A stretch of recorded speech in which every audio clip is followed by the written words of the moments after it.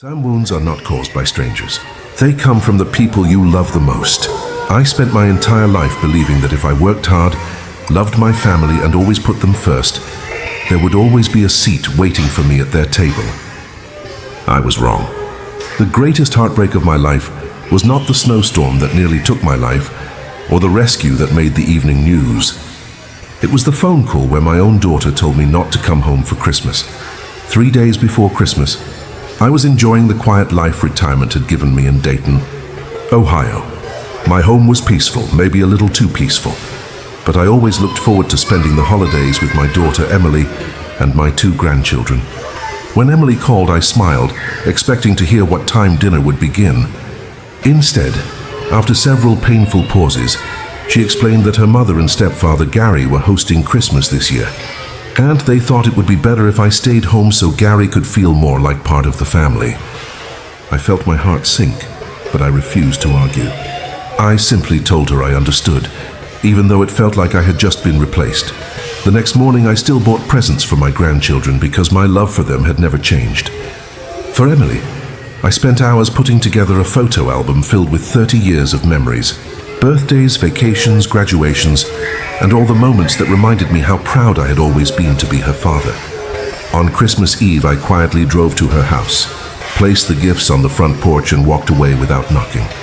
Through the windows, I could see lights, laughter, and the family celebration I was no longer part of. It was one of the loneliest walks I had ever taken. Instead of spending the evening feeling sorry for myself, I answered a request for volunteers at the local warming center.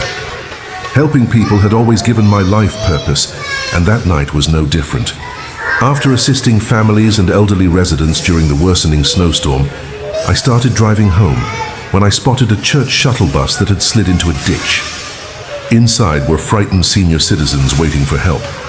I immediately called emergency services, climbed aboard, reassured everyone that help was coming, and stayed with them until firefighters arrived. While helping passengers reach safety, I slipped on black ice, injured my knee, and cut my hand. But I never thought twice about it, because every single person made it home alive. A local television crew happened to capture the entire rescue. Just after midnight, my phone rang. Emily was crying so hard she could barely speak. She asked why my face was on every news station. During a short interview after the rescue, a reporter had asked whether I had family waiting for me on Christmas Eve. I simply answered honestly that my daughter had asked me not to come this year. I never complained or blamed anyone.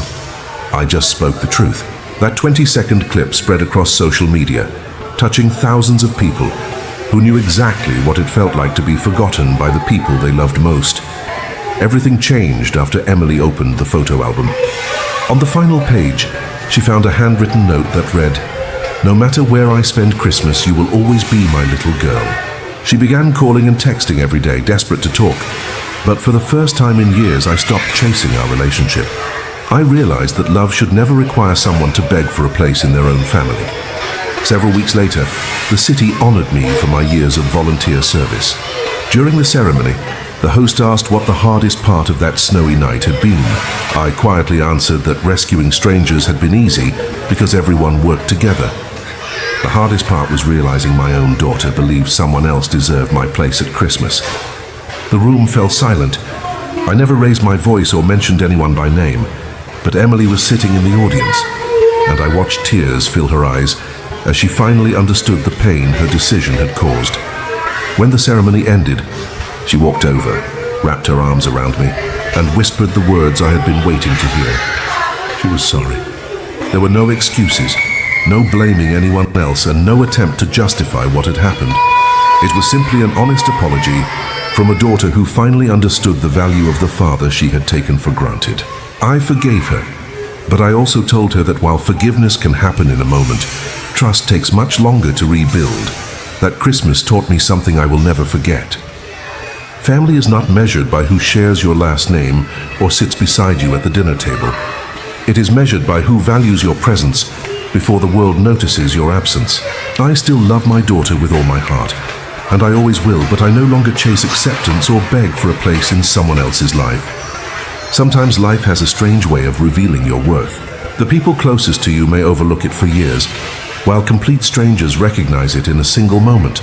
In the end, The greatest gift I received that Christmas was not the recognition, the applause, or the television interviews.